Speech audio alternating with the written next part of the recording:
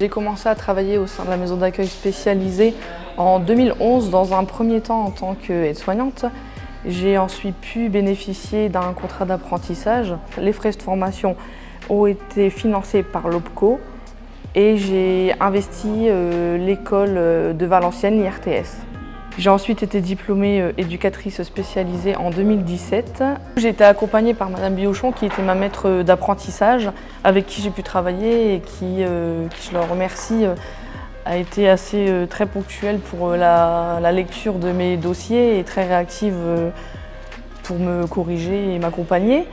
J'ai également pu compter sur Angèle, l'éducatrice, qui pouvait parfois m'apporter des réponses lorsque j'avais des demandes, des questions, des interrogations. J'ai créé beaucoup de liens avec les équipes. J'ai été plusieurs années ici en tant qu'aide-soignante, en tant qu'éduc, en tant qu'apprentie. Pendant mon apprentissage, j'ai pu écrire un mémoire et orienter mon mémoire sur l'accompagnement des personnes âgées en masse.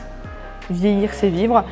Donc du coup, on avait proposé des séances de Snozelaine, des temps plus calmes, avec toi, c'était plutôt des petites activités, des perles, des dessins, des activités où on pouvait se reposer et vraiment se focaliser sur ce qu'on faisait à l'instant même. Le fait d'être sur un groupe avec un petit effectif permet aussi d'être mieux encadré, d'apporter aussi un plus pour les personnes accueillies, parce que ça nous permet de passer plus de temps en individualité avec la personne.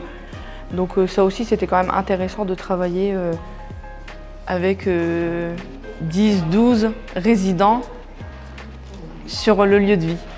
Mes plus beaux souvenirs, c'est surtout sur des temps de fête où j'ai quand même fait pas mal de Noël ici. On voit quand même le sourire et les yeux pétillants des résidents.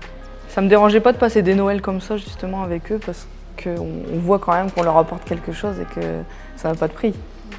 Alors avant d'être aide-soignante, j'ai eu un stage imposé ici qui ne m'enchantait pas plus que ça. Parce que j'avais cette peur du handicap, de ne pas y arriver, de ne pas me sentir à l'aise, de ne pas savoir faire. Et au final, je m'y suis retrouvée et d'ailleurs j'y suis restée plusieurs années, donc forcément c'est que j'y ai trouvé mon compte et qu'au final c'est un milieu dans lequel j'ai vraiment apprécié travailler. Et je pense que le secteur du handicap, que ce soit la masse ou ailleurs, même en IME par exemple, c'est un secteur où il faut essayer. C'est là aussi qu'on se découvre.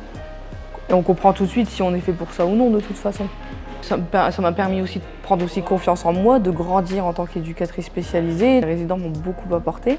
Je viens quand même les voir de temps en temps, donc il n'y a pas eu trop de coupures. Merci, Merci à toi, Delphine.